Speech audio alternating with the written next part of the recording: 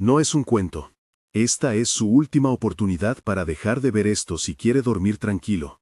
Soy ex militar y por seguridad voy a omitir datos exactos del lugar y del batallón. Algunas coordenadas no se pueden publicar.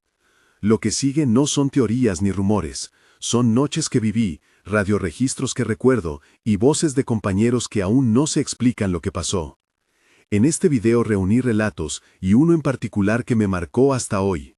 Era una noche fría, la niebla pegada al asfalto como una sábana húmeda, el olor a tierra mojada y diésel que nunca se iba, y un zumbido bajo en la radio que no encajaba con ninguna frecuencia conocida. Vi algo que no puedo explicar, y lo que voy a relatar fue contado por mí, por Javier, por el sargento Ruiz y por varios civiles que ese día nos siguieron la pista. No puedo dar nombres completos ni ubicaciones por seguridad. Aún así, les pido que me acompañen hasta el final. Las peores noches todavía estaban por venir. ¿Están listos? Llegamos por una llamada de emergencia a eso de las 2 de la mañana. En la carretera un camión se había salido y la gente del pueblo decía que el conductor había desaparecido. El primer contacto fue con doña Carmen, la mujer de la caseta de peaje, que nos miró con los ojos desorbitados. No lo vi salir, solo escuché algo como quejarse en la maleza, dijo. Le pregunté, ¿qué quiso decir con quejarse? Ella se encogió y repitió, como un animal con dolor, pero no era un animal. Hicimos un registro rápido, luces encendidas, huellas de barro, la sangre en la guantera del camión. Lalo, uno de mis hombres, apartó las cortinas del camión y sintió frío, un frío que no venía del ambiente. Señor, esto no es normal, dijo. No se veía nada, repetimos varios. En la maleza, un rastro como si alguien hubiera sido arrastrado. Miguel, el conductor, no estaba.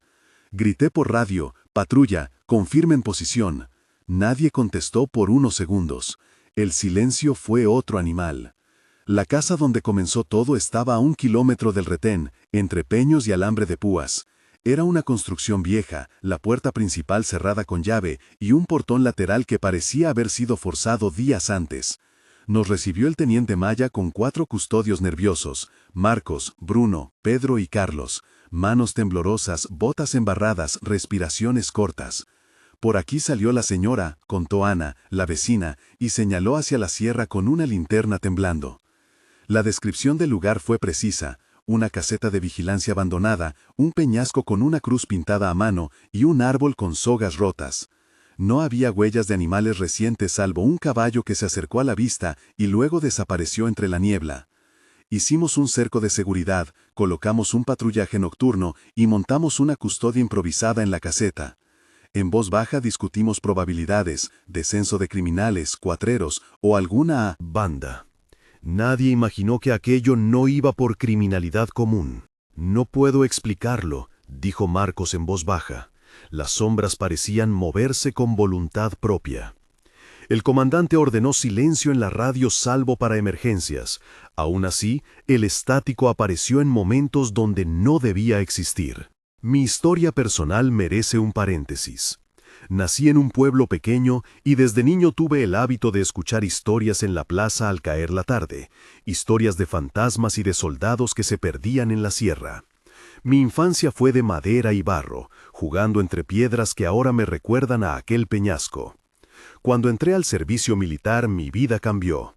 Aprendí protocolos, jerarquías, a controlar el pulso en la noche y a confiar en procedimientos. Fue la disciplina lo que me salvó muchas veces, pero no me preparó para la sensación de ser observado por algo que no respeta orden ni rango. En la formación me enseñaron a patrullar en convoy, a montar retenes, a coordinar con ambulancia y radio. Aprendí a usar códigos para llamar apoyo y a esperar relevos sin preguntar demasiado. Hoy, después de esos eventos, vivo con pesadillas que me devuelven a la noche de la maleza. A veces despierto en sudor con el sonido de la radio que no se conecta y con la sensación de una respiración ajena en la nuca. Lo que fui, lo que aprendí y lo que soy ahora conviven en mí como si fueran 3 uniformes distintos, uno para el deber, otro para la memoria y el tercero para el miedo. La noche avanzó y con ella los avisos extraños. En la primera ronda nocturna escuchamos un caballo relinchar sin que hubiese animal visible. En la segunda ronda, hacia la medianoche, Bruno se acercó a la orilla del bosque y llamó a alguien por nombre. «Mateo, responde». No había nadie que se llamara Mateo en la lista. «¿Mateo quién?», le pregunté. «No sé», respondió. En la caseta, la radio devolvía frecuencias viejas de transmisiones de la propia unidad, como si alguien las reprodujera. «Escucho voces», dijo Pedro.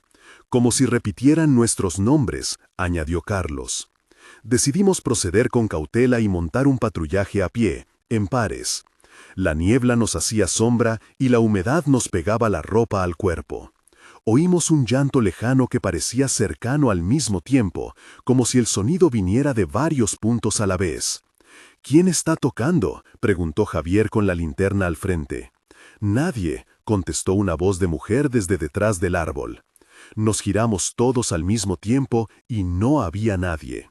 Esa sensación, esa imposibilidad, empezó a colarse en cada paso. En este punto, lo que les pido es que participen en los comentarios. Si ya sentiste un frío en la espalda, no estás solo. ¿Has presenciado algo inexplicable en una carretera o en la noche? Escríbelo en 2 o 3 frases dónde y qué pasó. Si no, responde con nunca o sí y una palabra. Sus relatos me ayudan a entender patrones y a conectar piezas que a veces las autoridades descartan. Si compartes, por favor no nombres personas reales ni lugares específicos por seguridad. Voy a leer y recopilar para un capítulo futuro con testimonios. Ahora continúa conmigo, porque lo que sigue cambia todo. La preparación de la misión fue rutinaria a la vista, pero pesada en el ambiente. Tomamos raciones, tamales calientes que nos ofreció una vendedora en la ruta y que olían a hoja y chile. Ella se llamaba Doña Rosa, y antes de darnos los tamales nos dijo algo que heló a más de uno. «Uno de ustedes no volverá». Lo tomamos como superstición, sonrisas forzadas. Yo les escuché y pensé en bromas para aligerar, pero la manera en que dijo esas palabras, el color pálido de sus manos, la forma en que la hoja del tamal no se rompía, quedó en la memoria. Hicimos la logística, definir puntos de control, radios en modo discreto, un posible apoyo en ambulancia a 20 minutos. El teniente Maya revisó el equipo, linternas con batería extra, cordeles, botiquín, munición limitada. «Cuídense y no separarse», dijo. En la noche, el olor del tamal aún en mi boca parecía un lujo contra la sequedad que se avecinaba. A las 3:20 nos dividimos en 2 patrullas, yo con Marcos y Javier, el resto con Lalo y Bruno. Las comunicaciones serían por radio solo si algo grave sucedía. Las rondas crecieron en intensidad y lo inexplicable se volvió insistente. Vimos un perro viejo que seguía nuestros pasos, pero que al acercarnos se convertía en sombra, y su respiración era un susurro de hojas. Escuchábamos murmullos en las peñas, como un grupo hablando en un idioma que parecía nuestras voces en tono invertido. En la 4ª ronda, Marcos señaló hacia una forma que no se movía. «Es un hombre con camuflaje», dijo. «No, está demasiado erguido, demasiado quieto», corrigió Javier. Nos acercamos y notamos que la figura tenía ropa que parecía militar, pero la tela estaba rasgada en patrones que no eran de bala ni de cuchillo, parecía quemada desde dentro. Olía a ozono y a metal caliente. «Reporten», pedí por radio, pero la respuesta fue un crujido y luego una voz que dijo mi nombre con la misma entonación que yo usé hace semanas para llamar al sargento. Me giré y vi a alguien con un rostro cubierto de barro que repetía mi nombre sin pestañear. «¿Quién eres?», pregunté. La figura no respondió con palabras coherentes, solo replicó sonidos humanos en un ritmo que parecía una respiración con lenguaje. El teniente ordenó retroceder y armar perímetro. En ese instante, la niebla se cerró como si fuera una cortina. Sentí la piel erizarse y un olor a azufre que me pegó a la memoria. Primera tensión. El enfrentamiento con lo que parecía humano nos quebró la lógica. Sentí culpa por haber empujado a mis hombres hacia lo desconocido y miedo por no poder rescatar a quien desapareció. Recordé escenas de entrenamiento, en las que se nos enseñaba a no ceder el terreno, pero allí, en esa noche, cualquier avance era jugar con algo que no respondía a tácticas.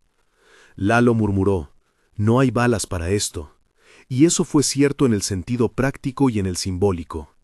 Tomamos decisiones rápidas, asegurar heridos, retroceder si la situación lo pedía, reportar y esperar refuerzos.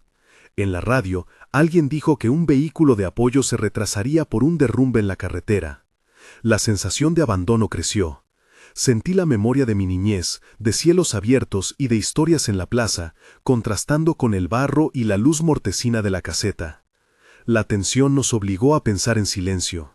El combate, si se le puede llamar así, fue una sucesión de ruidos, flashes y la sensación de que algo jugaba con nosotros. Hubo intercambio de disparos, aunque muchas veces las balas parecían atravesar una niebla densa y no impactar nada. «Detrás de la roca», gritó Javier, «tienen cubierta». La respuesta fue inmediata. Un ruido como de ramas rompiéndose, un grito mutilado que no sonó completamente humano, y luego el silencio. En el momento más crudo, el sargento Ruiz recibió una bala en el hombro y cayó. Le arrastramos fuera de la línea de fuego y preparé el botiquín mientras veía a Bruno y Marcos en plena confusión. «¿Dónde está Miguel?», preguntó el sargento entre dientes. «Desapareció», respondí, «no puedo explicarlo». Metimos al sargento en la ambulancia improvisada y pedimos evacuación. La adrenalina permitió movernos pese al pánico. Pero la situación giró cuando, de repente, los hostiles comenzaron a retroceder sin orden ni dolor visible, como si una fuerza los obligara. Las armas dejaron de responder con eficacia y los hombres que nos atacaban se fueron alejando sin cobertura ni dirección, como expulsados por algo mayor. Fue un alivio inmediato, pero también un misterio que nadie pudo explicar en el terreno. Segunda tensión, la casi derrota y la esperanza que llegó de forma inexplicable nos dejó desconcertados. Cada soldado tenía ahora preguntas que no encajaban en manuales. En la noche, mientras cubría al sargento, pensé en la posibilidad de alguna manipulación psicológica del enemigo, en gas o armas no convencionales, pero el olor y la forma en que huyeron no concordaban. Me di cuenta de que estábamos frente a algo que no obedecía a la guerra tradicional. La decisión de perseguir o de consolidar posición se volvió una pugna interna. El comandante ordenó buscar a Miguel con máscara de gas, aunque nadie supo por qué eligió esa opción. Aún así, nuestros pasos se fueron mezclando con voces que pedían en la distancia, nombres frecuentes: «Pedro, vuelve», «Carlos, ayuda». No supe si era el eco o la memoria. Tercera tensión, la pérdida de un compañero cambió todo. Al amanecer, después del retroceso inexplicable de los atacantes, encontramos indicios de que alguien había intentado cavar bajo una roca. Había restos de una cuerda, un trozo de tela con olor a tabaco y una fotografía doblada que reconocí era de Miguel con su familia, sonriendo. Buscamos por horas hasta que el teniente Maya encontró una huella que terminaba en un abismo entre las peñas. «Cayó», dijo, «no hay rastro de él». Nadie quería aceptar la idea de que lo habían arrancado de esa realidad. Llamamos a peritos, a la ambulancia y a la fiscalía local. Los reportes oficiales hablaron de desaparición. En el campamento, la radio a veces reproducía la risa de Miguel en fragmentos, como si alguien hubiera grabado su voz y la pusiera en la estática. En el entierro simbólico que hicimos en la noche, varios vecinos se acercaron. Doña Rosa, Ana, Doña Carmen, Pedro el panadero y Mateo, el herrero del pueblo que nos había ayudado con linternas. Cada uno tenía su versión, cada uno una mirada que pesaba más que palabras. Los nombres que acompañaron esa noche se volvieron testigos: Marcos, Bruno, Pedro, Carlos, Lalo, Javier, Teniente Maya, Sargento Ruiz, Doña Rosa, Doña Carmen y Ana. Cada uno actuó con algo que no se olvida. Marcos cubrió mi espalda al buscar en la maleza, Bruno cargó al sargento, Pedro sostuvo la linterna junto al peñasco, Carlos fue el primero en oír la risa en la radio, Lalo dijo lo del caballo, Javier fue quien llamó por radio a la unidad, Doña Rosa nos dio tamales y una advertencia, Doña Carmen vio la primera huella en la carretera, Ana señaló el árbol con las sogas rotas, Mateo informó sobre el camión que había pasado días antes. Sus reacciones fueron variadas, algunos se cerraron en silencio, otros entraron en alcohol y otros volvieron al trabajo con rutinas mecánicas intentando olvidar. La culpa colectiva nos perseguía como una sombra. Llegamos al punto donde la búsqueda se convirtió en una pesadilla que no cesaba. La noche siguiente, las patrullas encontraron señales de alguien que marcaba cruces con piedras en la sierra, como si intentara dejar pistas y luego borrarlas con la niebla. Encontramos un casco flotando en un charco, sin viento, como si la fuerza que lo sostenía no obedeciera a la física que conocíamos. Hicimos autopsias improvisadas a los objetos que recogimos. El casco no tenía huellas humanas, las cuerdas estaban tejidas con fibras no identificables y la radio a veces repetía fragmentos de conversaciones de semanas atrás. No se veía nada, repetíamos frente a las pruebas. Decidimos entonces que el único camino era documentar todo y esperar a que investigaciones superiores tomaran el caso. Se decretó un cordón sanitario y se pidió discreción. Esa noche dormí con la linterna encendida y con el nombre de Miguel en la boca, como si una oración pudiera traerlo de vuelta. Epílogo. Un mes después, la vida intentó recomponerse. Varios de nosotros fuimos citados a declarar. El teniente Maya y yo dimos testimonios que nunca entraron en el expediente público por seguridad. A los 30 días se sentía la ausencia de Miguel como un vacío en la mesa de la guardia. Lalo empezó a hablar con voz bajita. Baja al cielo y a dejar tamales en la orilla de la carretera como ofrenda. Marcos no volvió a patrullar por la noche. El ruido le despertaba. Doña Rosa cerró su puesto. El pueblo perdió la costumbre de mirar la sierra a la noche. 3 meses más tarde, la radio aún reproducía fragmentos. Una canción que Miguel tarareaba en la ducha, un chiste viejo del sargento.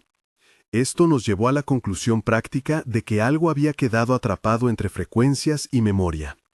Algunos pidieron baja médica, otros continuaron como si la disciplina fuera una venda. A los 3 meses, las pesadillas se convirtieron en visitas nocturnas.